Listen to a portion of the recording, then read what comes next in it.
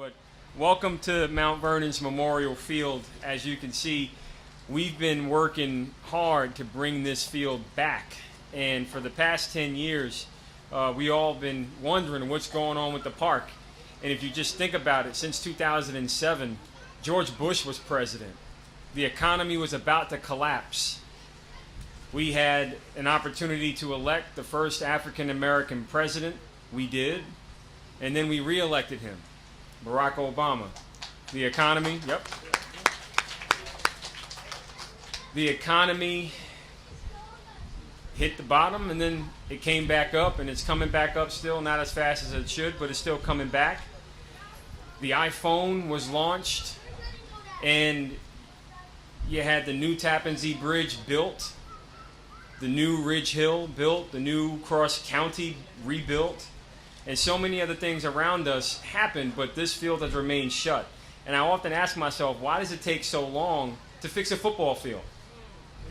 And when you just look around and you see all it is about cutting the grass, fixing the track, and with respect to the stands, you have to ask the question, what happened? We paid $1.2 million to demolish the stands, but they're still standing.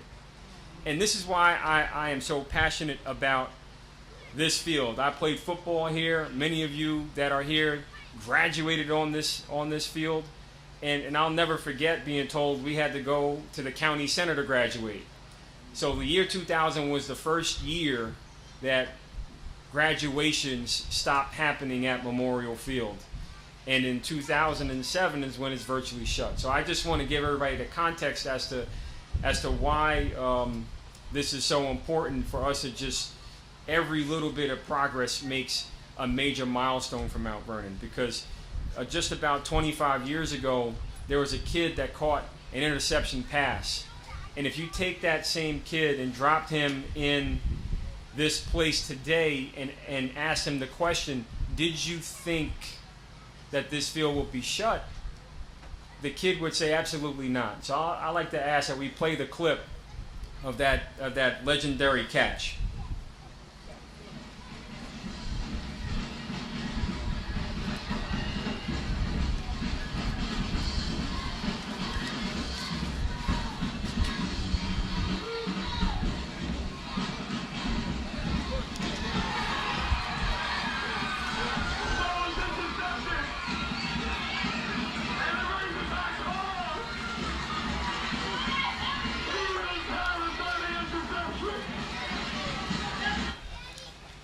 Now,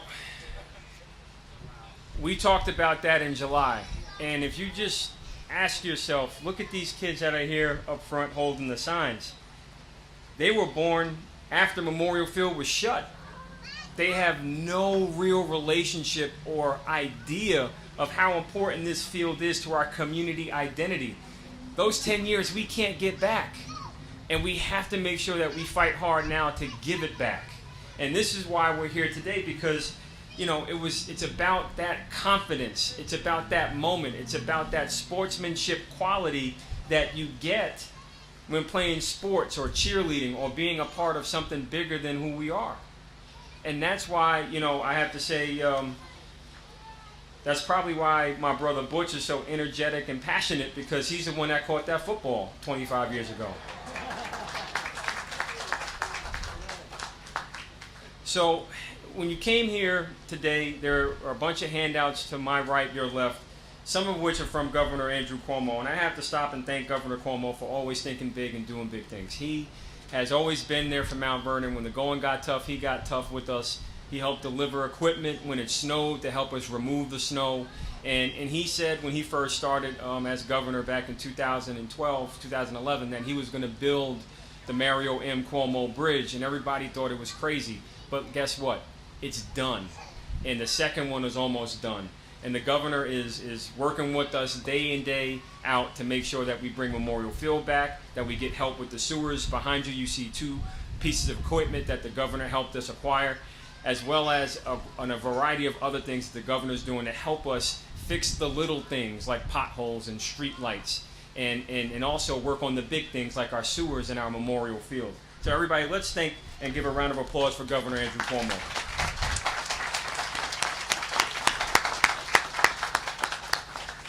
Now, today's presentation is really a presentation about priorities, and we're going to discuss the investment and getting a return on the investment that we want to make in Mount Vernon. We have done a cost-benefit analysis on public safety and Memorial Field. But first, I want to go back in time and talk to another young child that has some form of remembrance of Memorial Field. I'd like to invite Amira up to the stage. Where's Amira? Come on, Amira. Now, I'm going to take this microphone out and ask you to just, so if you can just tell everybody in your own words, what do you remember about Memorial Field? Well, I remember coming here with my sister when she was training at track practice and watching her and running around and having fun. And I remember coming here for carnivals, and actually I won my first goldfish here at Memorial Field. And yeah, it was just like, I had a great time at Memorial Field. Me and my sister bonded here, and how old were you when you first came? Do you remember? I was around 4. Okay, 4. And how old are you now? I'm 13. Okay, all right. You have a birthday coming up, I guess. Yeah, next year. Okay. So, tell me, what would you like to see happen here, of all places? I'd love to see Memorial Field become like just a center for kids and people to just come and have a good time and just you know. Be able to use it properly. Yeah. Got it. Is there anything else you want to add? Bring back Memorial Field. There you go. Everybody, I want to introduce you again to Amira. This is Deja Stevens' little sister who ran her way all the way to the Olympics. So let's give it up one more time for Amira and her family for being so big legends here in the city of Mount Vernon. Thank you, Amira. And just think about that. Imagine if Memorial Field was open and if Amira could have had the same opportunity to run with Coach Hall and train and play and not just bond with her sister, but friends throughout the community. These are things that our kids are losing, and we're losing our community identity because youth sports has fundamentally failed in the city of Mount Vernon. And we've been fighting hard to bring back youth sports so kids in the neighborhoods can get to know each other and also have pride about going to school in Mount Vernon and growing up in Mount Vernon. Competition is a great thing, and this is why we need to restore glory in here. And despite the opposition that we've received over the past 20 months, let's say, we were able to push forward. We were able to get our colleagues in government, particularly Marcus Griffith, to acknowledge that something that was dumped here did not belong here. We got the fine finally paid by people that said nothing was wrong with it. And we met this Friday. That's a clap, all right. We met this Friday with the Department of Environmental Conservation, the state of New York, and they have agreed to work with us on bringing back Memorial Field, allowing us to put new grass down on the field, lay down a new track, because that's been the holdup. The state basically said until we get clarity as to what has been physically dumped here that doesn't belong here, we will then, start making more progressive movements with you. So the point is, we're very lucky.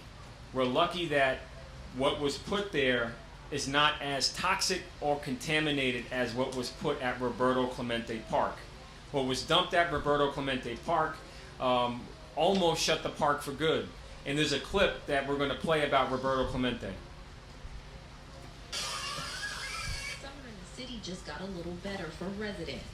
But I'm happy it's open now because it gives us, the people that can't afford a pool or something, we can come here and get wet. After a 2-year hiatus, the Bakersfield City Council has voted to reopen 7 of the city's 9 water spray parks. And since reopening Friday, hundreds of locals were seen enjoying the cool water with family and friends. That fun carried on today at Jastrow Park. I think it's an amazing thing that they brought it back. As you can see, like a lot of people, this is important for us because we don't have the opportunity to have pools enjoy something like this on a hot day, it's a good thing. In 2014, the spray parks were closed after the state issued mandatory water restrictions due to the severe drought. 7 of the 9 spray parks are now open this weekend from 1 to 5 p.m., 7 days a week. Yeah, it's very, very hot in the summer. With temperatures reaching triple digits already, many plan to take advantage of the spray parks all summer long. It's really good. It's a good way to cool down in the hot summer. So This weather was so nice for people to get out and cool down this weekend. So what I can tell you is 3 years ago, Roberto Clemente Park closed and now it's reopened. And this is something that folks in Long Island were able to figure out, that they have to work together to get a park reopened for the community. They set aside their differences. They didn't sabotage their government. They didn't unfund the police commissioner. They didn't subtract 20 cops from the budget and think it's cute. I'm here to emphasize that the budget that we put in place aims to bring everyone together, especially you, to keep you updated and informed. And at times we're going to get angry because the reality is there's a state Supreme Court judge opinion that says Maureen Walker, Marcus Griffith sabotage our government. Andre Wallace unfunded many roles in the government, including police commissioner and 20 cops. These are people that are supposed to represent you. And this is why we have so much drama in government, because for some reason we haven't set aside our differences to work. My door remains open. And all I ask is for everyone to come to the table so we can get Memorial Field back. We can fix our sewers. We can fix our community, create jobs, and a much better quality of life. It doesn't require that much drama. And before I bring up the next speaker, I want to quickly recognize NYU. NYU has really made a significant commitment to the city of Mount Vernon. They have dedicated a team of consultants to help us bring back youth sports and create tourism here in the city. So I want to thank NYU. Now, I'd like to introduce Carter Strickland. He is the former commissioner of the Department of Environmental Protection for Mayor Mike Bloomberg. He is now leading Trust for Public Land, and he is on our team to grow Mount Vernon. He's going to help us make our parks magnificent, and he has a brief video to show the results of his work, and we'll talk with him briefly after to go over a few about what we have planned in our capital plan and our current budget.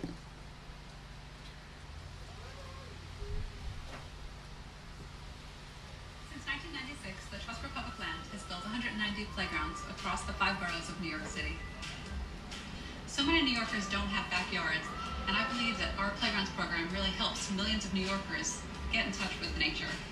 TPL's mission is to have everyone live within a 10-minute walk of a park. My name is Mary Alice Lee, and I'm the director of the New York City Playgrounds program at the Trust for Public Land. TPL brings an element that is missing in today's classroom, that almost concrete type of education, and that leadership that's forced for it is irreplaceable. PS15 in the East Village is one of the schools that the Trust for Public Land has worked to transform from an asphalt lot into a safe place to play. It looked like a bunch of concrete, plain, old, like it was just like a yard. There was no grass. It was just nothing. The users of the parks are the designers of the parks. We got to design the art on the floor. We didn't really have basketball courts or like a big jungle gym to play on. So we engage the school and community in a 3-month participatory design process that includes amenities such as artificial turf fields, running tracks, play equipment, outdoor classrooms, gardens, and lots of trees. Children have the experience, many for the first time in their lives, to affect change in their communities. The students were helped voting to see. Everybody, let's welcome Carter Strickland, former commissioner in Mayor Mike Bloomberg's administration. So you want to sit or you want to stand? What do you want to do? I'll sit. All right, excellent. All right, so can you just tell us a little bit about your vision in terms of, or what motivated you to kind of partner with the City of Mount Vernon on addressing our challenges? Sure, and thank you for giving me the opportunity to speak today. So as you can see from that video, we work with a lot of communities across the country where actually our all across the country to make parks a part of people's lives. We have a very strong vision that everyone in America should live within a 10-minute walk of a park. And there's a pretty simple reason for that, which is that if you are near a park, you're going to use it in your daily life. Otherwise, it's just, we're all too busy, we got jobs, many of us have kids, we're not going to use it. But if you incorporate parks in your daily life, it's just much better for economic revitalization for communities. There's a lot of studies that crime goes down, and also people are healthier. So this is all really important. We think parks basically bring communities together. One park comes to mind that I've heard about, the Gowanus Canal. Can you tell everybody about your experience in transforming the Gowanus Canal into one of the hottest real estate market in the New York metro area? Sure. Gowanus Canal is an old industrial canal, very polluted. And what we realized is that through green infrastructure, that's the term we use, we can make places better. We can, you're going to have to invest in sewer infrastructure to clean up waterways. All of a sudden, when you have clean waterways, they're not a place you want to avoid. They're a place you want to go to, actually, and use, if you can. You can invest in what we call gray infrastructure, a lot of pipes, or you can do double duty and invest in green infrastructure. And what we did in New York City, we actually had to, like you did, we had to work with the state DEC to get them to agree, yes, try this. And so when we invest money in green infrastructure, it results in places like those schools and those school playgrounds, rather than pipes that no one's going to see. You kind of have to do both, frankly. So that's a way to stretch the public dollars. So, can you talk to us about the importance of having a clean environment, and if you can just from your experience being a commissioner for Mayor Bloomberg, now running one of the premier organizations in the country. And by the way, everybody, when we met with the DEC and we said, Commissioner Strickland is joining our team to help us, put together this plan to bring back our parks, they almost fell out of their chair, which is a good thing, because that means that we brought an additional amount of credibility to the table that's going to help the city, revolutionize what we're doing. If you like what you see in New York City, you're looking at one of the chief architects behind it. So in terms of,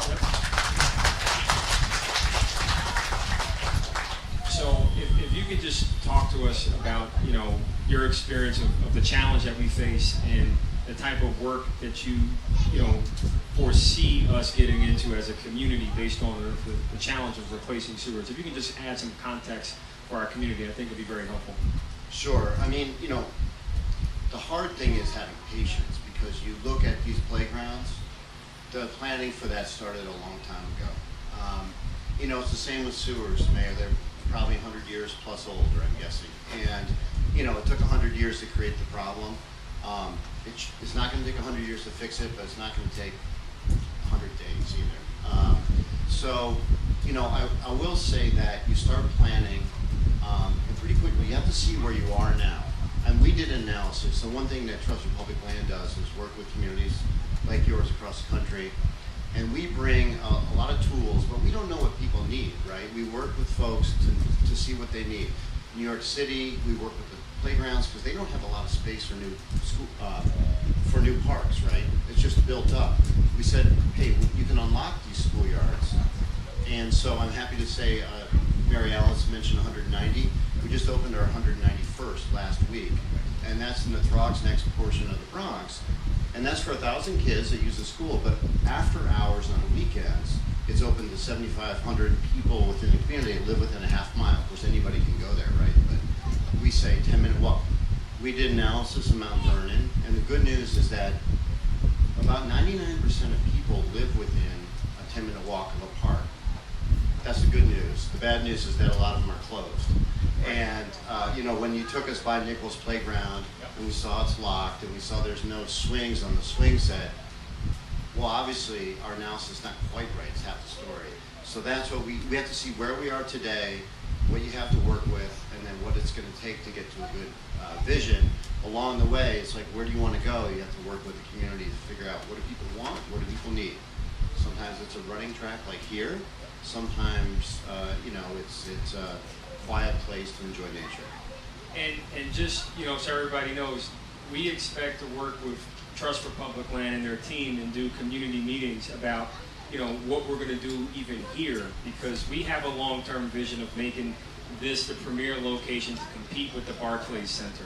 And if you've been participating in the Canal Village planning sessions, you have heard by now that we envision a 25,000 seat stadium, and we're going to be working with the traffic planning group from Major Consulting. Stand up, Major, so everybody can see you, Maurice.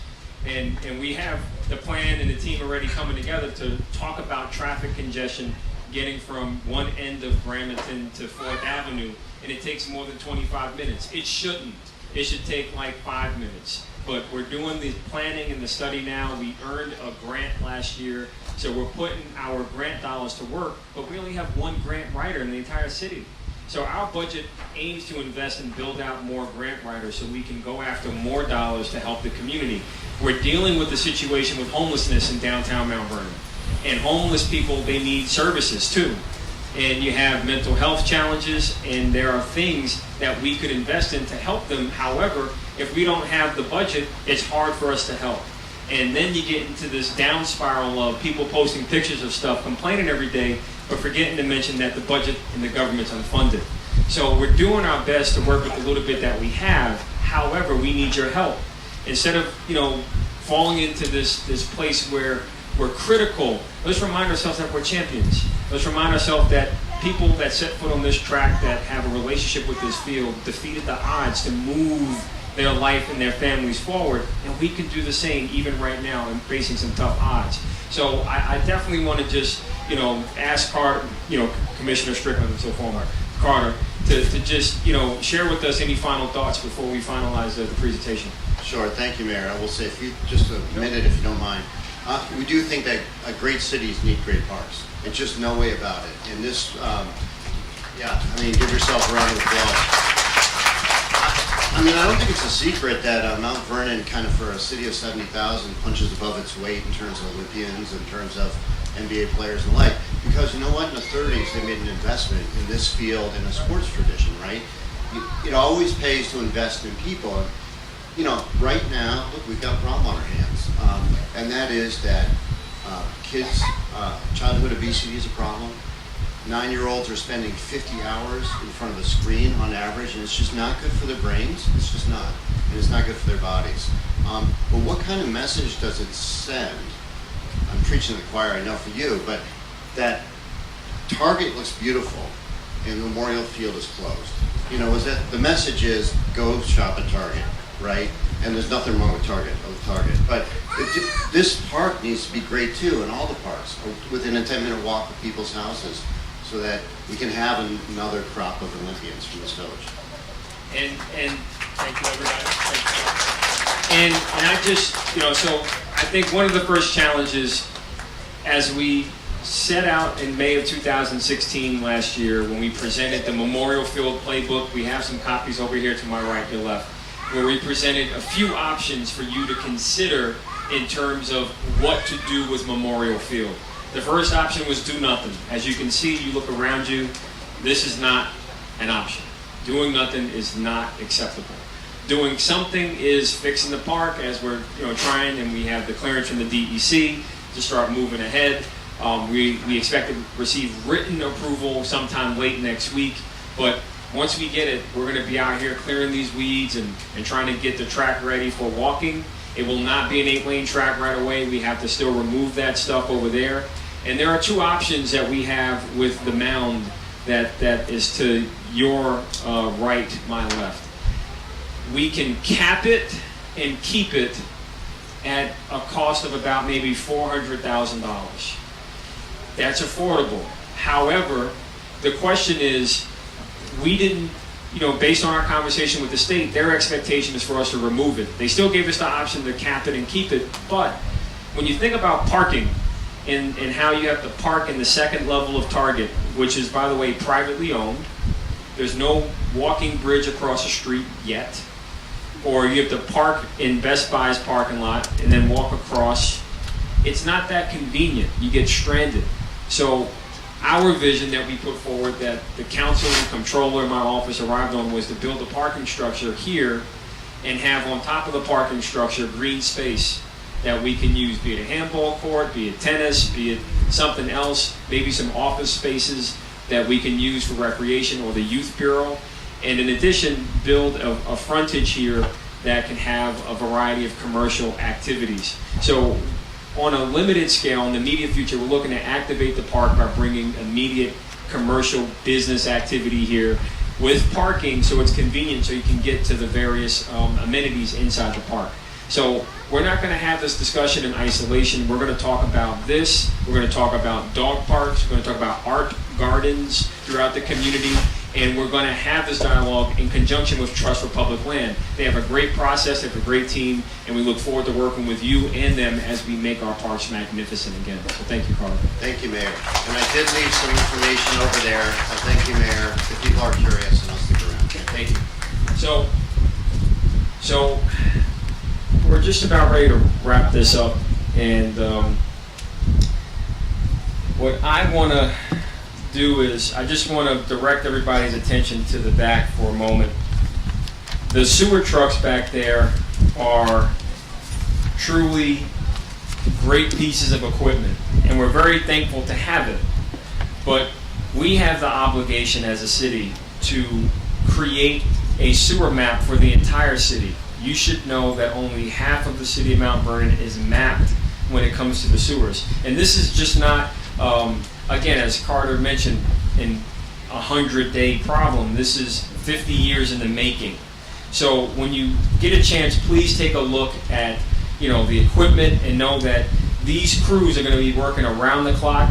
We have to add about 2 more of these crews to keep pace with the Justice Department's deadlines that they set. And if we don't, the penalties will be significant. So we have the staff. We have 1 crew. They're being trained. They're working hard. Their heart is into it. I can't thank them enough, but they still need more help. And that means getting more of this equipment and more manpower to help clean up Mount Vernon. So I just want to emphasize that in the budget, you'll see a growth in Public Works Department because we have to clean our sewers. And that's where you'll see much of the growth. But I'd like to bring up a fact that I want to share with you as well. And we're going to not stop fighting for the penalties that we're going to get from the Justice Department or from the state of New York, the DEC. We're not going to stop fighting and advocating that we reduce the penalty. And no one better than Chuck Lesnick, who's here representing Governor Andrew Cuomo. Everybody, let's recognize our rep from Governor's office, Chuck Lesnick. No one better to join us in advocating for mercy, because 49% of the city of Mount Vernon is at or below the poverty level. We can't afford another tax increase. We can't. We can't. And I want to make sure you know that when we presented our budget, we did it with a lot of anxiety, because we knew last year when we presented the same budget, it was at 0%.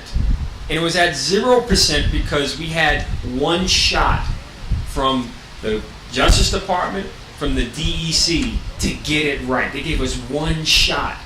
And we invited our colleagues from the Comptroller to Marcus Griffith to the table. And what happened? They said no. They said obstruction. They said whatever else, anything but forward movement. So now there's a cost.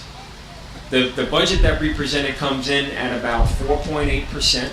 It's not where we want to be, but last year it was 0. And it could have been 0 again this year had we started the work last year. We still have a cable contract sitting on the desk that we're bringing about $2 million to the city of Mount Vernon. Think about the benefit of having cable bills for eligible seniors at $20 a month versus $200 a month. And it's sitting on their desk since May of 2016. The city council's desk. Yeah, Marcus Griffith on his desk. And Ernie Garcia interviewed him a couple of times and has quotes in the newspaper about stuff like this not being a big deal. So I just share that for context purposes. It's not blame. That's what it is. That's what we're dealing with. And if I had a situation where we were working with people like in Roberto Clemente Park, people that wanted to work together, like Carter Strickland and his company, like folks like you, we wouldn't be having this discussion now. We'll be having lemonade and watching the kids run around the track by now.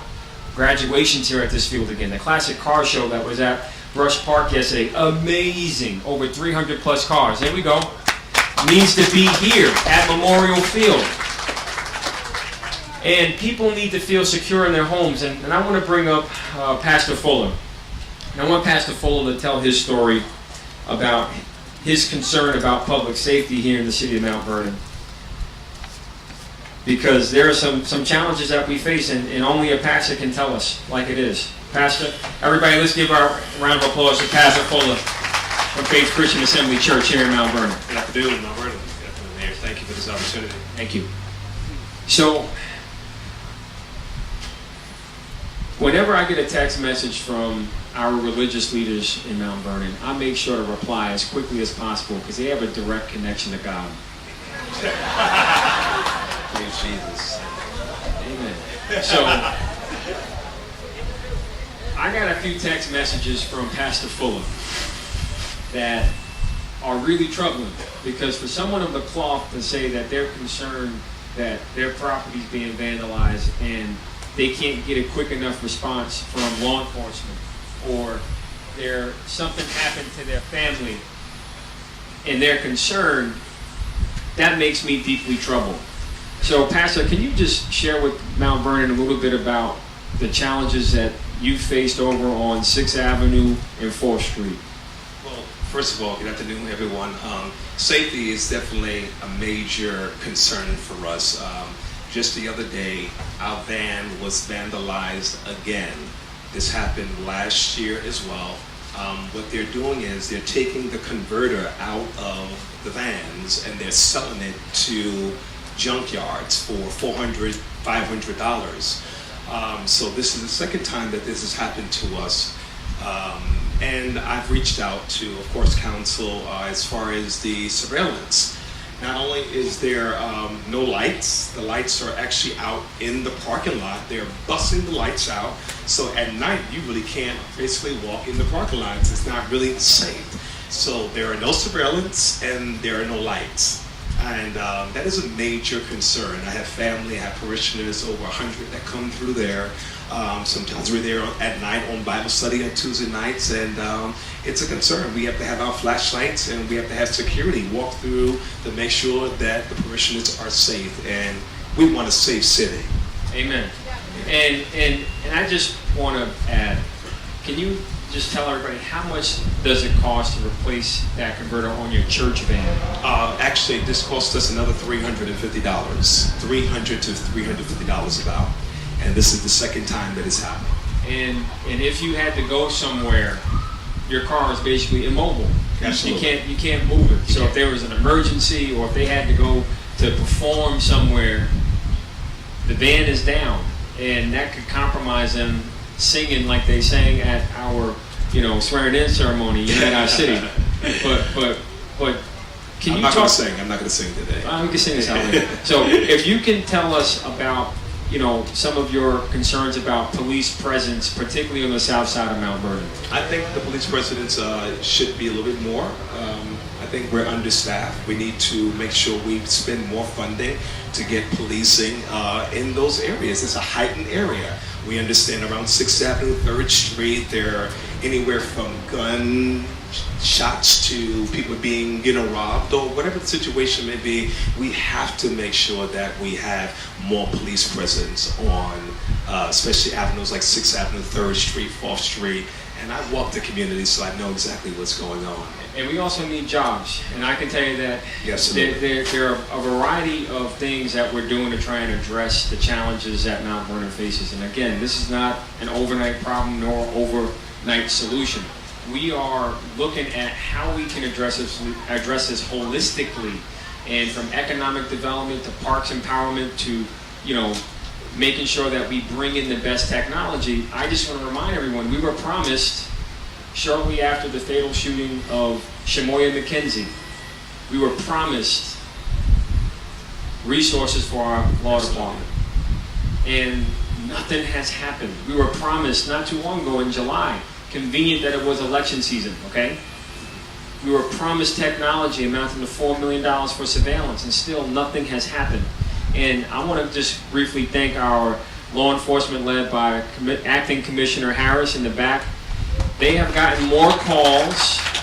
They have gotten more responses to crime, and their numbers are down about 20% since 2015.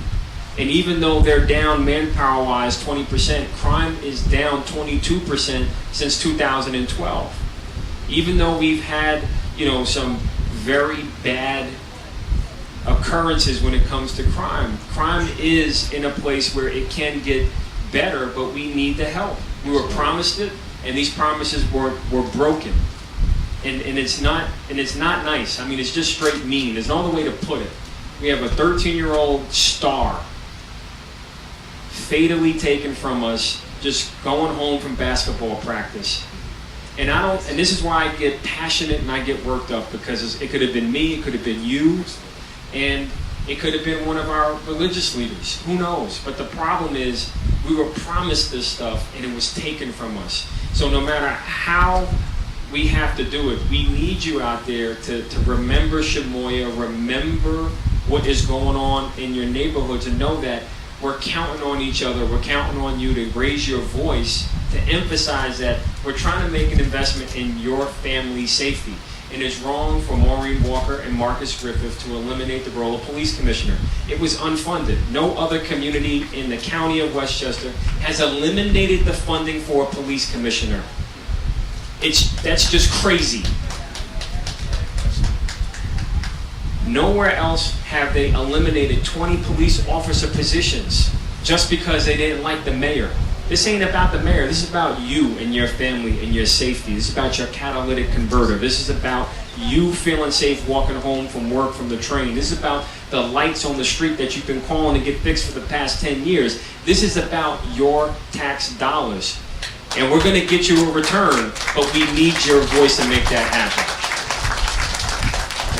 Anything else you'd like to add, Pastor, before we go? I just want to thank God for the mayor with the man with the vision. Let's continue to pray for him. And I'm grateful for the relationship that we have. And I do want to say this, that without a vision, the people perish. This man has a vision. Let's get behind the vision. Let's burn. And let's move Mount Vernon forward. God bless you, my brother. Thank you. So, I don't believe we don't have another clip to show, right? We're done on clips? Great. So we're going to take questions, and I can't, thank you all enough for being here in this hot weather. I know many of our commissioners are here, so before we take questions, I just want all the commissioners and leadership of the administration to stand so everyone can see who you are and where you are. So with that, I'll stop and we'll take questions.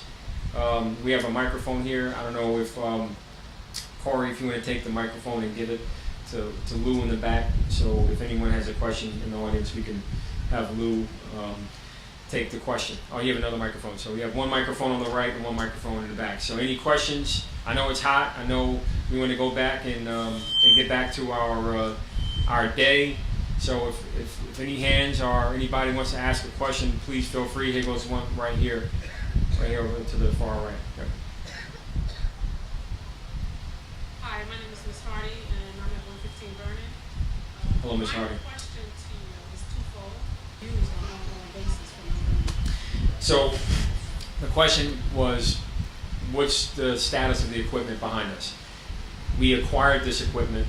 It was purchased out of the general fund dollars. We have set aside, based on what I was told, $4 million. So we used roughly $500,000 to acquire the equipment behind you. We will need at least one more set of that equipment to keep pace with the Justice Department's requirements. And we may need a third set that we can rent, but only on an as-needed basis, because 2 crews should be sufficient to keep pace with the deadlines. No, that is not a part of the new budget. This is a 2017 event, so it's not impacting 2018. So we drew down on what we were told to be a $19 million surplus that's sitting on the shelf. So we have $19 million according to the controller and the council that's just sitting idle, and we believe that we can use the resources wisely, activate our economy, improve quality of life, and not cause the property tax impact that we could have avoided had we started this work last year. Now, will this project also, will that generate more employment for Mount Vernon residents? It should. It should generate more employment, because when you fix the sewers, you have a real economic rise. This has happened in Atlanta, it has happened in Philadelphia, it has happened in Oklahoma City. These areas, and even including Austin, Texas, when you invest in your green infrastructure, you create a whole new set of opportunities, and that's where we hope, by partnering with Trust for Public Land, working with our partners at Mazer Consulting, that we identify new traffic solutions to move people around. And yes, we're in the hunt for Amazon, but there's another major Fortune 100 company that we are wooing to come to Mount Vernon, and we have some commitments and ongoing conversations with some major Fortune 100 companies that will really transform the situation that we have here today. You're very welcome. You have a question right here up front.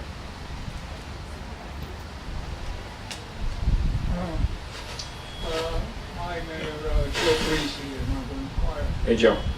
Can you give us an update? You can't hear over here on this mic, guys. Where's the other microphone? Lou?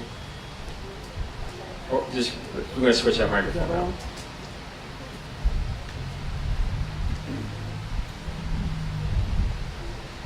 You had publicized that you were going to put together a temporary track, and it was going to be finalized by the end of this past August. Correct. I understand that I guess you had problems with the DEC. Now that you've gotten the okay to proceed by the DEC, can you give us some kind of a timetable? Yes. So in August, we were hoping the DEC said yes to just go ahead and start laying down a temporary track, and we started work on cutting that track in August. We also asked the DEC for permission to rip up this crabgrass and put down new topsoil and possibly sod to create a whole new field here so we can plant seeds of change. They said, hold up, wait a minute, because they wanted to make sure that this mound was properly tested, and they said until they get the results from the test, will they make a determination. They received those results, and they have concluded that they want to receive an official request in writing, updated with this week, noting that we met, we discussed the terms of the consent decree that we entered into with them, and then they expect very quickly to give us a written okay to proceed. So in terms of a time frame, I'm gonna do my best to have this track and field restored by early November. That's my goal. It's not necessarily perfect timing, but that's the time frame we're on right now. We may need to take extra precautions in addressing the grandstands in terms of, is that sufficient to keep people out or safe? But between now and November, we intend to have public discussions, smaller working groups with our Memorial Field team in partnership with Trust for Public Land to discuss some of the options that we have. As I mentioned, there's an option to cap the mound at a cheaper cost, but then that doesn't do anything for parking or other amenities here in the field. So that's where we just want to give everyone the options that we're looking at, and I invite you to look at the playbook and sign up to be a part of the discussion as we break into smaller groups. There's another question here in the back.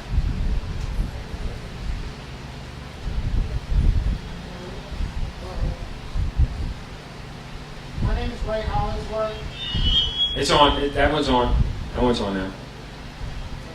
I guess. No. Sorry, guys. Let's retire that microphone and give that one Lou, please, so everybody can hear. All right. Man.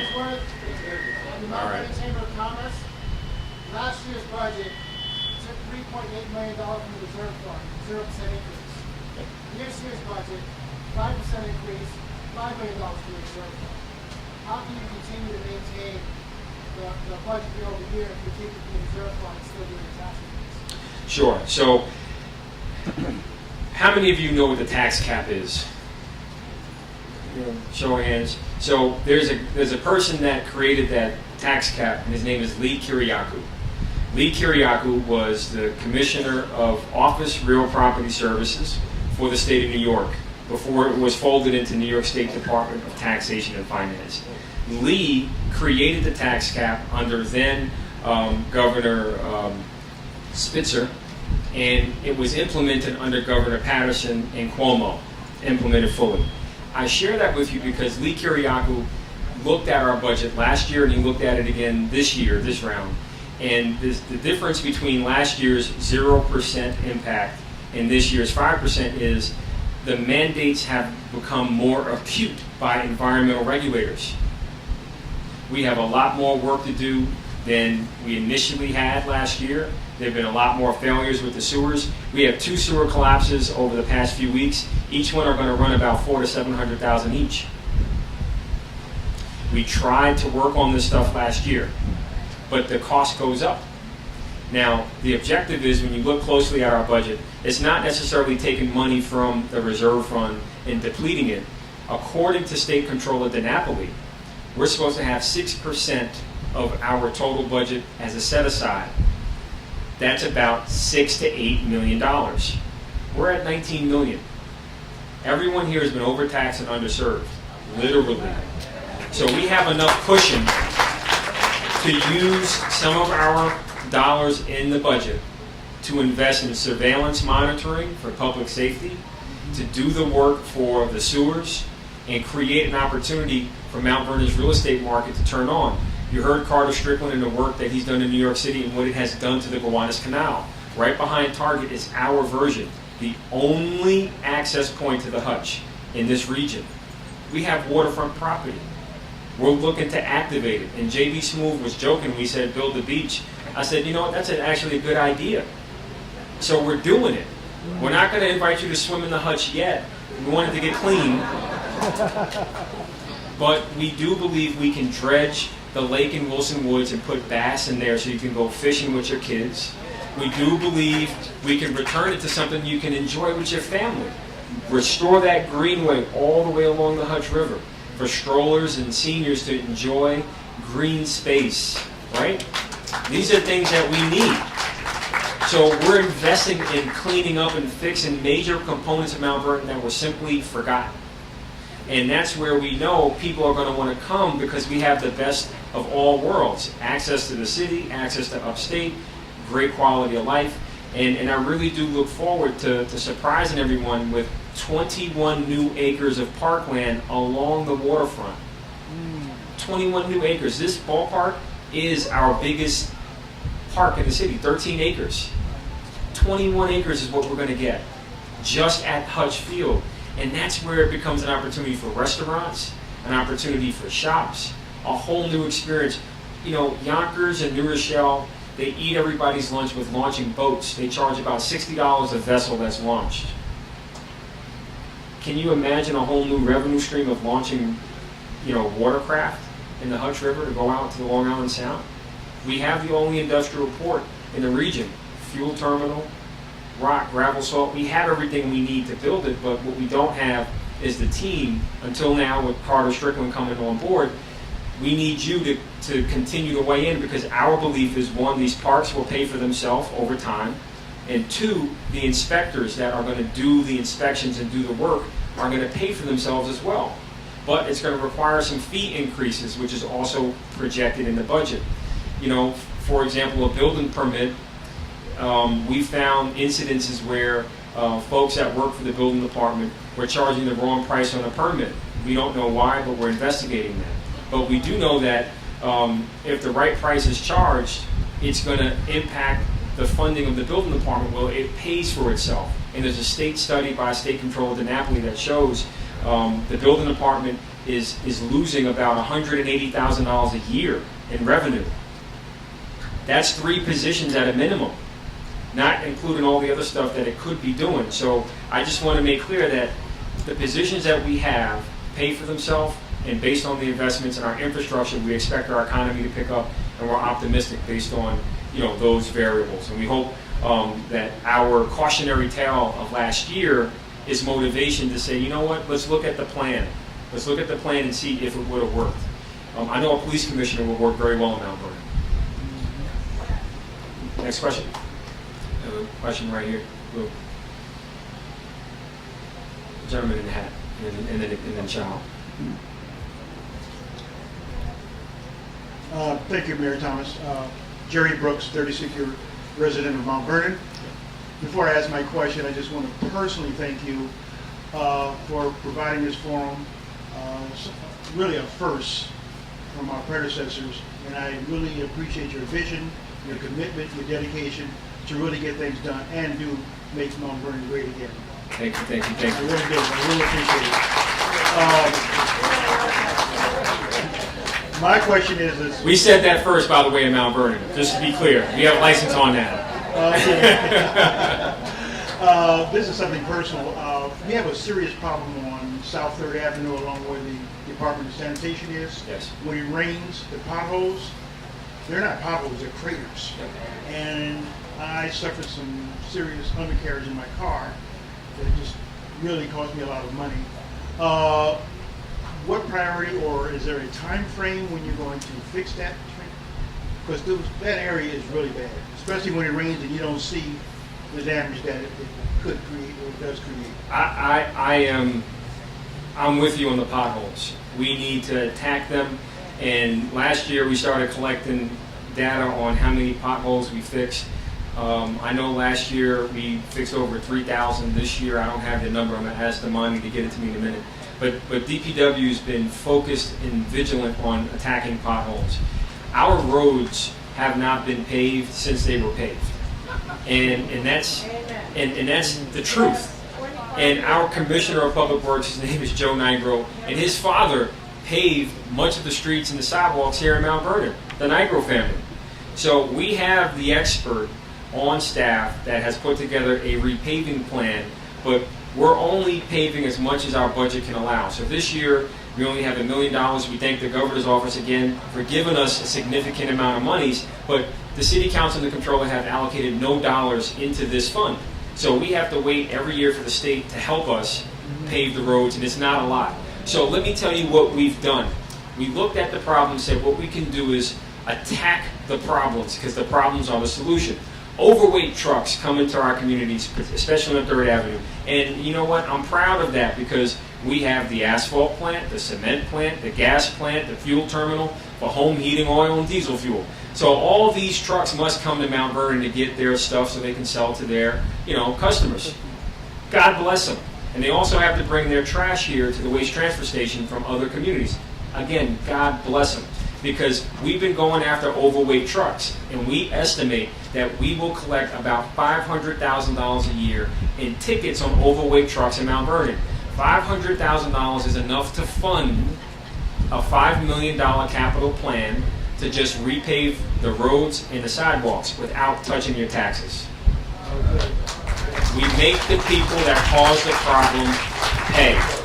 And we put that on the table last year, and it was summarily rejected. And I can tell you, when we launched this program of going after overweight trucks in October of 2016, we netted about $80,000 in ticket violations in the month of October alone between 2 police officers. I know one of which is here, Lieutenant Marchicelli. I don't know if he's still here. There he is. There goes Lieutenant Marchicelli in the back with the highway crew. So if we can build out enforcement where the problems are being created, we can really, repave Mount Vernon, and I can give you a promise that we can repave every street and level every sidewalk over the next 10 years. Not touching taxes, all through enforcement action alone.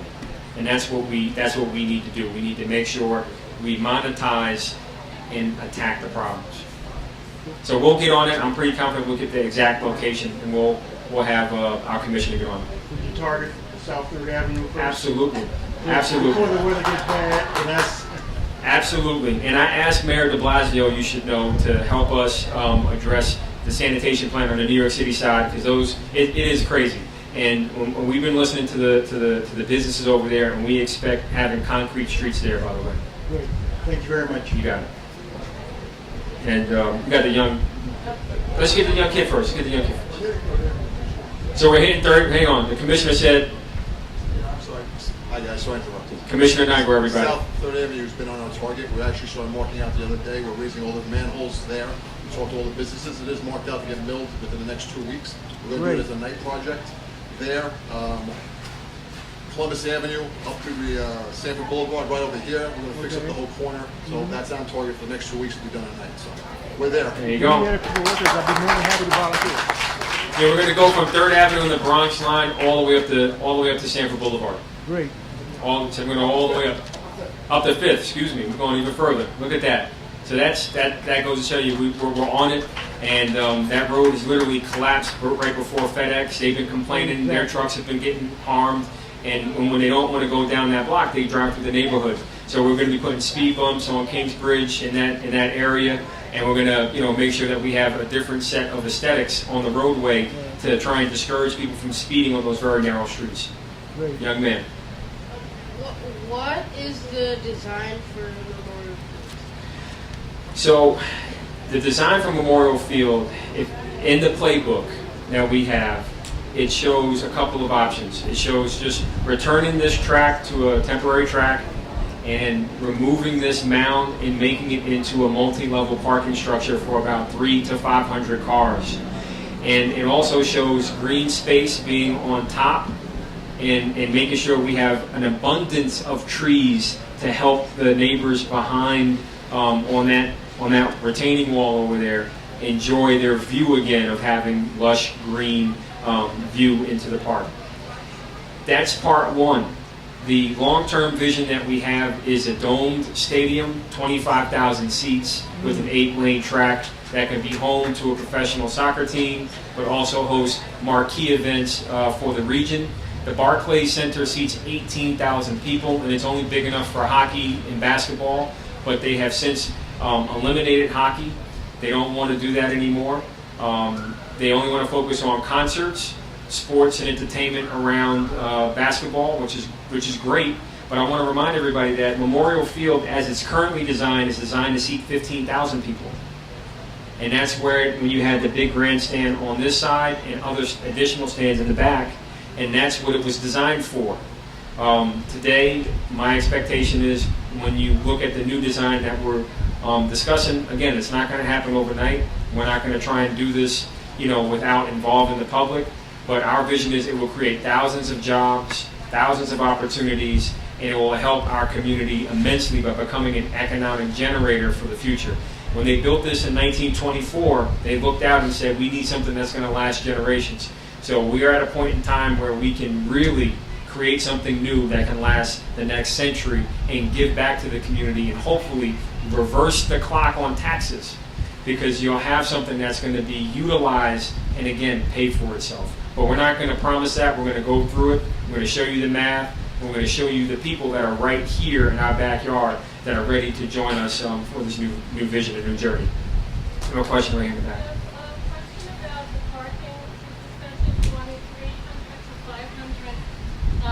Spots.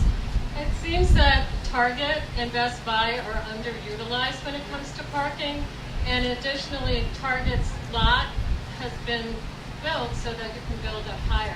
Why wouldn't you have a partnership with Target and Best Buy about the parking situation and also about reviving Memorial Field itself? Sure. We've been talking with Target, and we've been talking with Best Buy, we've been talking with their offices out in the Midwest. And we all should be proud that Target and Best Buy are two of the best performing commercial assets in their portfolios. Despite all the internet challenges, they've been doing very well, and we're very lucky to have them here. But they too need to take Mt Vernon more serious, and we've been doing that. We've been having a dialogue with them on a national level and showing them the same plans we're showing you. And just like us here now, we want to make a decision as to what direction we're going, and we expect them to be in that dialogue. With respect to the parking structure across the street, as it was once represented that is ours and it is designed for us to park in, when we had a failure and had to shut down Target parking lot a few months ago, we were surprised to see that the new owners say, this is a private parking lot. There are no entitlements, no access to that parking lot if they don't want it. And that's in their 400 to 500 page contract with the city. So while it is underutilized, you're right, they don't have to let us park there.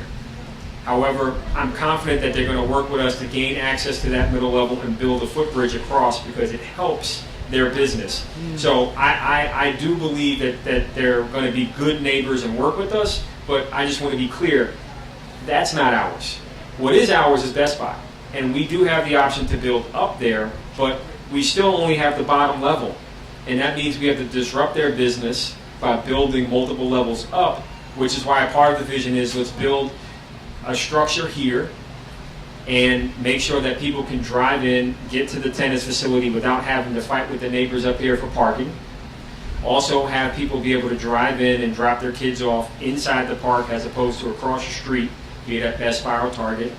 And in addition, this structure can scale out as part of the larger vision if we do the larger vision. That's the key thing. I'm not saying we're going to build this big thing. What I'm saying is we need to build capacity here now, and we have to activate the field more than what it currently is. And again, I invite you to come to be a part of the smaller work group meetings, and let's look at the numbers, look at the math. And I want to point to two things. I just want to point to two things. The Upper West Side of Manhattan, the Armory, is oversubscribed. They too are refusing, track meets. They're refusing business from around the world. If we had something here to receive it, we could have it here. That's jobs, that's opportunity, that's inspiration, and things for our kids to do. The other thing is Yonkers. Last year, Yonkers applied for a grant. They got $5 million to design and plan for a new stadium to compete with Memorial Field. And it's my understanding that that plan has fizzled.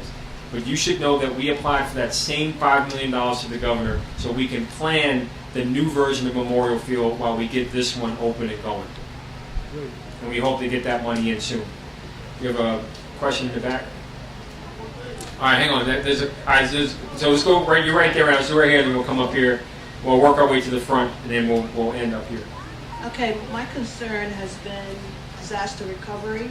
And up until this point, because nothing had happened, I had proposed this to the city council and got no positive response. We have one 179-bed hospital. There is no signage all through Mt Vernon.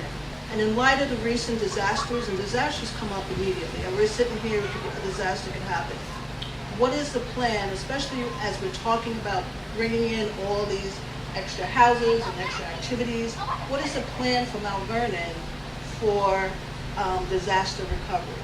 What happens when something bad happens? And so thank you for that question. And that's something that in the wake of all the natural disasters from Mexico to Florida and Texas, we have, our heart goes out for all those impacted by the natural disasters.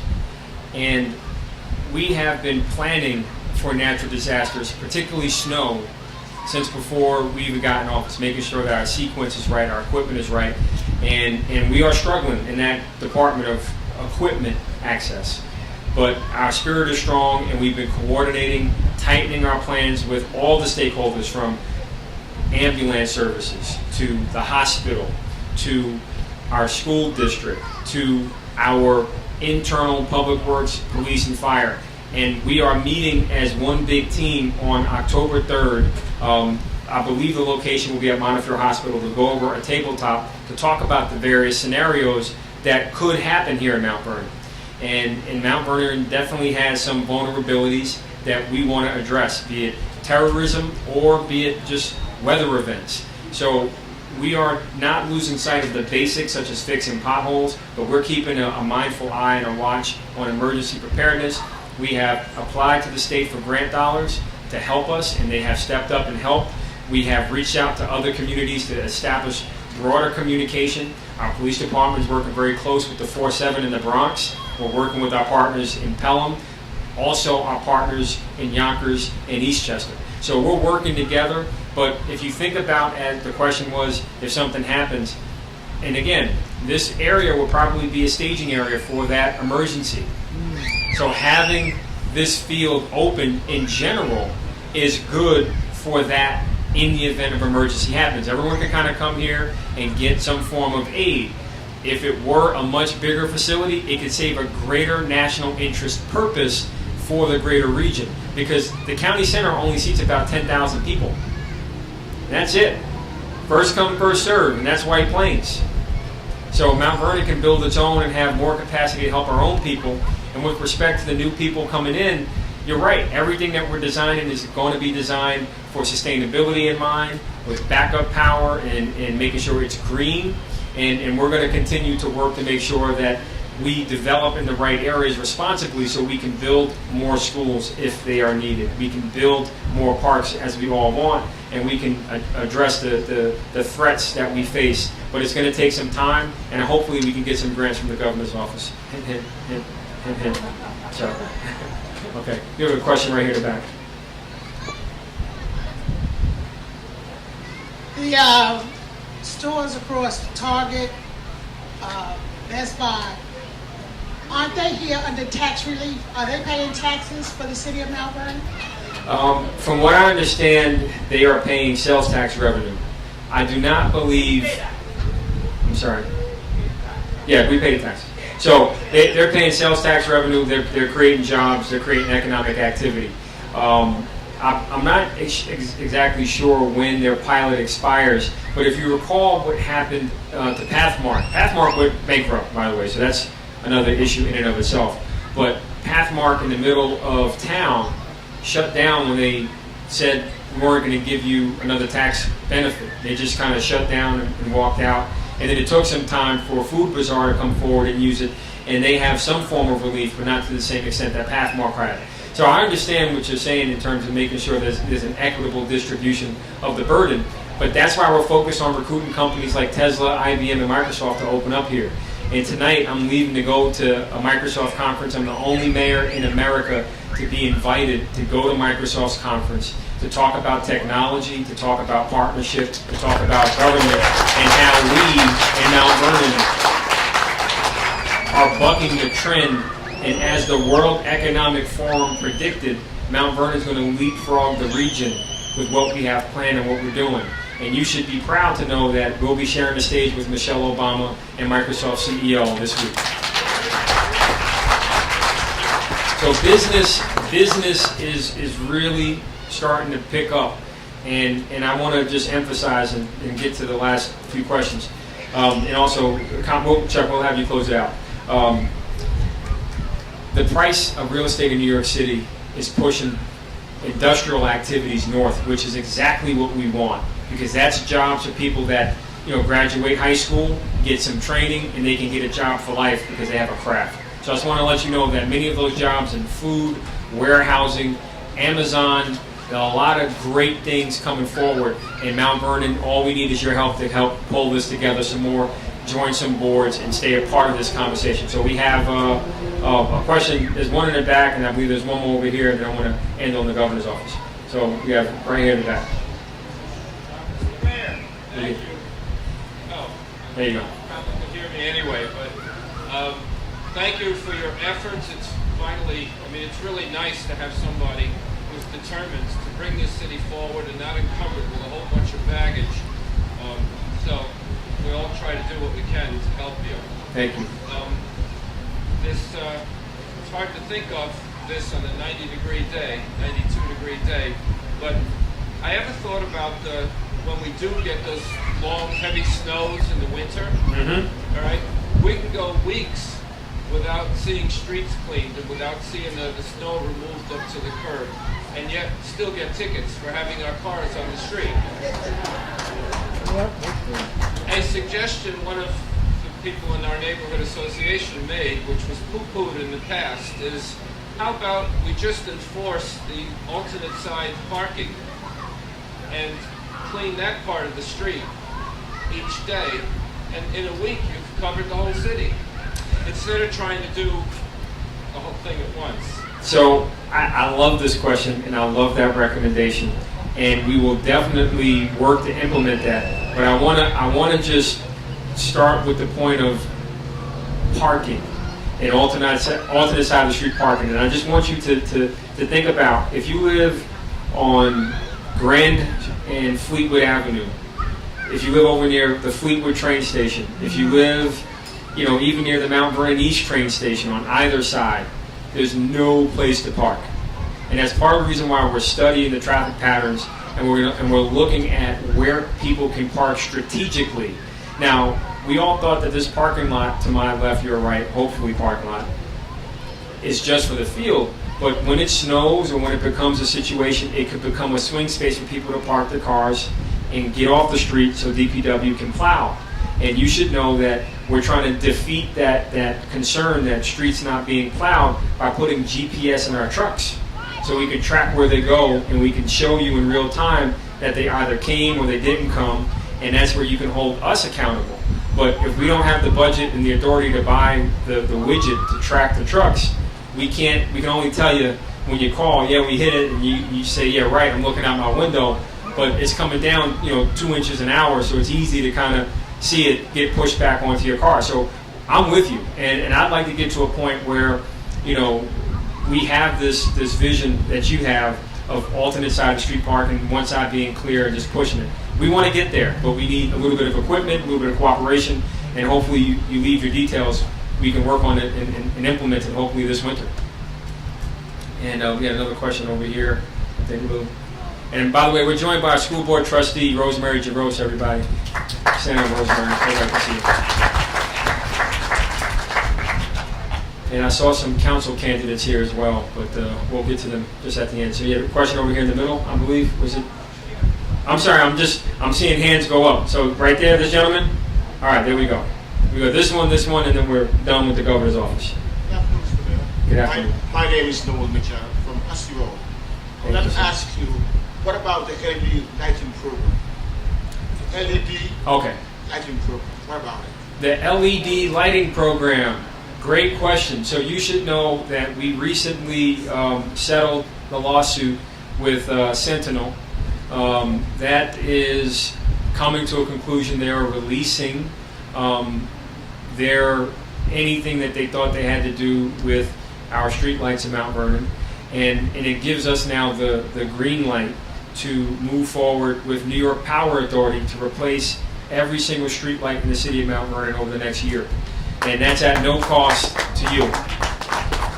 So, with the grace of Governor Cuomo, the New York Power Authority has a program where we can pay for the replacement of our streetlights without having to come out of our pocket. So we now have the benefit of using the savings of the streetlights, the new LEDs, to basically illuminate Mt Vernon. And for some neighborhoods that want a design element, that if you drive through Bronxville on Midland Avenue, they have a certain design with a yellow bulb. That's an LED. That neighborhood picked that design. And if you go to other areas, they have a different design.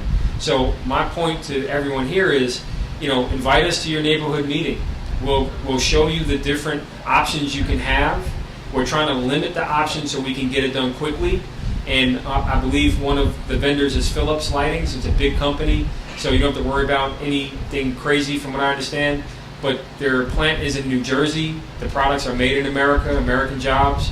And we're going to go on a visit to the plant in a few weeks. And I hope if you're interested, you can come along and see firsthand how we're going to have new lights, and we're waiting for New York Power Authority to say, let's go, because we're ready. We're waiting for the state now on this one. Thank you. So we had Lou, was a question? Before I ask my question, I just wanted to ask everybody if you could give the mayor a round of applause for the wonderful work that he's doing. I'm actually a new resident of Mt Vernon. Me and my wife were scrambling around the house before I got here, and I told her I have to come here and hear what you have to say, and I'm glad that I came. Thank you. I think everything you said was real good and real powerful. I guess my question is, as a church leader, I'm also a pastor, and the new pastor Launching Pad Church on South 3rd Avenue, so thank you. The roads definitely need to be fixed. of Launching Pad Church. My name is Pastor Clifford Rousseau, and Rosemary is actually one of our members there. All right. So I guess my question is how can I partner with you to accomplish your vision? And how can we as a church community and overall as a community help you accomplish this great vision? Thank you. And that's a powerful question. And I think first of all, just by being here tonight is a great statement that you're vested in seeing Mount Vernon succeed. And that's step one. Step two is we have some sign-in sheets going around, and we have a cell phone number that you can text, and we can kind of stay in contact via text just so you can get the information. But we also have working groups. And I want to point to one working group that I know is making progress, but it's not perfect. And it's on the taxis. Right, Mr. Clark? All right. In 2012, there was no taxi commission. And through determination and perseverance, we finally got the taxi commission up this year under my watch. And we're pushing. We're almost there of getting the leases done so new cabs can come. And I look forward to returning ownership to the taxi medallions, to the taxi drivers, so they have an incentive to invest in their vehicles and in their industry. So that's a working group. There's a commission for it. They meet every other week, and there's a lot of conversation going on there. The same thing I envision with Memorial Field. We're going to have a working group. We're going to have a broader working group for our capital plan on building green infrastructure, and that's going to shoot into different aspects of education, where we want to do vertical farming, we want to do fishing, we want to do bird hatching. We want to have all that happen as part of an after-school program attached to the replacement of our sewer system in the city. So that's one big project in and of itself. You have other options on public safety with the technological distribution that we're going to have with the new streetlights. We anticipate putting Wi-Fi on the streetlights and also monitoring capabilities to assist. And we've seen these notices before, where someone goes missing and all they have is a cell phone and a description, but nothing else. So if we do this right, and this is why we're going to Microsoft's conference and why we're sitting down with the CEO and Michelle Obama this week, we're planning to implement the latest technology right now at no cost to you. But we've been denied progress because people want to play politics with policy and your public safety. So that's where the fight comes in, and that's where you come in to remind people that they work for you. I work for you, and I have no problem, doing that. I just need help to make sure that our colleagues in government work with us so we can serve you a lot better. And that's where we're coming from. So my main invitation is come to the table. We're going to have meetings every month where we convene people. As I mentioned, on October 3rd, we're doing the meeting with emergency service personnel. On October 4th, we're meeting with the auto body industry in the morning, and in the afternoon, who are we meeting with in the afternoon, Shane? I can't remember. Healthcare facilities on the 4th. And so we're convening stakeholder groups. We do clergy roundtables from time to time. So if there's something that you want to be a part of, please just sign up and we'll be more than happy to get you involved in making things happen. Thank you. And we have, so it's the time, I just want to put an eye on time. It's now 5:56. Now I know there's one question here. It looks like a burning question. So we're going to do this question, and then we're going to have Chuck Lesnar from the governor's office close us out. Mr. Mayor. Yes. Good evening. Good evening. My name is Val Clark. I would like to ask you if the finishing of the tennis club is in your budget. Okay. So, thank you. So in the current budget, no. And let me tell you what our budget. There are some gaps in the budget. That's with every budget you make. There are always gaps and priorities you have to set. When it comes to the environmental penalty we have to pay because of the political obstruction by Marcus Griffith in Controller Walker, God bless her. And she did serve our community for 25 years, so that is an accomplishment, no doubt. But Marcus Griffith and his cronies stopped progress last year. Councilman Wallace in specific, a lot of different things held up for no apparent reason. And this is where I invite you to look at what we presented, go online and see all the documents that we put forward. We do a cost-benefit analysis on almost everything. We presented an engineering report on what it's going to take to fix and finish this tennis facility. It's going to be about $2 million. That's 4% on your taxes. That's right. $2 million to finish it. It was designed wrong. There's no drainage system. And the pitch on the roof, that causes more problems with snow and ice during the wintertime. So we have to deconstruct a metal structure that is already designed wrong, and we put forward about 3 separate engineering reports by 3 credible people, one of which is a retired engineer from New York City Transit Authority that lives in Mount Vernon, lives on Gramerton Avenue, teaches at NYU School of Engineering in Brooklyn. And he came out and spent time and came to the same conclusion as the previous 2 engineering reports that we got done. And the council still has not come up with an answer on what they want to do. They keep telling me they want to fix it, but I say, okay, show me the money, and I will gladly take the steps to fix it. We've already worked with them, Keller Tennis, to keep them going. We worked them to get the bubble up, but there are some struggles here. So fixing that is not in the budget. It will be in the capital plan, but even then, it's going to have a property tax impact that we're going to have to embrace. And that, but again, that's where we are. And I hear you. I hear you saying no, but that's why we have these conversations, and that's why we're going to do working groups on Memorial Field, and we're going to explain whether or not we can get that to pay for itself. I do want to say there's an article out about the waterfront revitalization project that we want to do. That project includes Hudge Field, which is behind Target, and we do believe that a Chelsea Piers-like facility can go there. And the reason why I say that is because if you try to go there at any given Sunday or Saturday or evening, it's packed with people from Scarsdale, Greenberg, Greenwich, White Plains, Larchmont, Mamaroneck, everybody but us. And that ice is valuable. That turf under the feet, under that dome, could have been a great swing space for Mount Vernon over the past 10 years when this was shut. But Mount Vernon has not really taken command of its resources. So yes, we are looking to take those bubbles down and build something that's going to bring in real revenue to the city. That's going to create jobs and a new opportunity, and that will pay for itself. We've been contacted by companies that manage major stadiums like the Staples Center out in LA. I mean, there are people, even the existing Chelsea Piers, there's a significant amount of interest on waterfront revitalization, development that can have the impact you're looking for and may be able to create an opportunity for us to fix this without impacting your taxes. But we have to go through this process. We have to talk to you about it, and that's where we're inviting you to sign up to be a part of a working group to get more details. But for now, it's $2 million. That represents 4%. That's not in my budget right now. What's in my budget is a police commissioner, fire, police officers, people that are going to keep you safe, focus on fixing the roads, complying with the environmental order to fix the sewers. Those are the basics.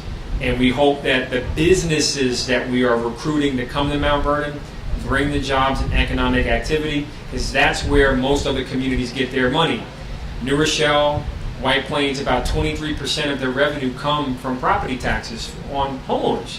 Mount Vernon, that number is over 50%. That means business has abandoned Mount Vernon between 1994 and to date.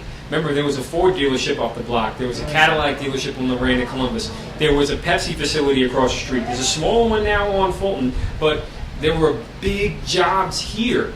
You know, Gannett newspaper printed their papers here in Mount Vernon for a period of time. There are so many businesses in Mount Vernon that have left for a combination of reasons. Even Chambers on 4th Avenue closed. Now, we're working to reverse that, and that's where, again, working with NYU, we have a tourism plan. We have a bunch of things that we're putting in motion to bring jobs here that are internet-proof, but it's going to take your support and time because we're doing the planning now and the hard work right now, but it's going to take some time. Now, I promised that, so perhaps we can talk offline because I want to keep everybody on time. It is 6:02, and I'd like to ask Governor's office to come up, Chuck Pleasant, and close out. Thank you, Mount Vernon, and thank you, Governor's office. Thank you, Rich. You know, I've been to budget forums throughout the state, but never in a tent on a stadium. It really felt like it was a revival. But then again, the mayor was talking about revival. He was talking about economic revival. He was talking about social revival and investing in the human capital of his city. And I'm so pleased that he's going out to the Microsoft conference. You know, we do a lot of things with different mayors. We did one recently with Mayor Roach from White Plains, Mayor Spano from Yonkers, and Mayor Bramson from New Rochelle. And, you know, they all have different strengths and attributes, and Mayor Thomas, of course. And it was on the gigabyte proposal for the Westchester County Association, and a bunch of white-haired people were presenting this thing. This millennial mayor was the only one who knew what anybody was talking about. They couldn't explain it at all. And I've seen him when he also connects with the kids in this community. And that's a wonderful thing, to inspire the next generation. Because although education isn't really in the purview of the mayor, everybody blames him for it when it goes badly and takes credit for it when it goes well. So thank you for everything you're doing to inspire people, really, from the governor's office. You notice how many times he mentioned the governor's office? I wasn't here the whole time, but 14 times he mentioned different state programs. He used to do what I did, being a regional rep for a previous governor. And there isn't a mayor in this state that knows the state programs better than Mayor Thomas. And when you're not in it, you can't win it. So he knows every application deadline and every competition. He doesn't win every one, but the governor's office looks at what you're doing in Mount Vernon with a kind heart, because we're only as good as a state as the collection of the cities within us. And the city's only as good as the people within us. So if you keep giving him power, he'll keep giving us suggestions. So good luck. Thank you. And I can't thank you all enough, and I can't thank the governor's office enough, because you should also know, and this is going to be number 15. Every weekend, the governor's office sends down state troopers as part of the Blue Gray program, and they help add presence of police when you need it most, between 4 and 11 at night, on Friday, Saturday, some Sundays, depending upon what's going on, and they alternate days during the week. And in the next few weeks, we're going to schedule a reception honoring the state troopers, thanking them for coming down and joining us and filling the gaps that have been created in our community and helping us provide protection for families in various areas of town. So let's thank the governor's office one more time for that. So with that, I thank you all for coming. It's been a beautiful day. I know you didn't have to be here, but please grab some information, grab some refreshments, and we'll stick around for a few, and hopefully you all have a great time this week, and stay tuned to what we do at Microsoft. Thank you, everybody, for coming. Have a great day.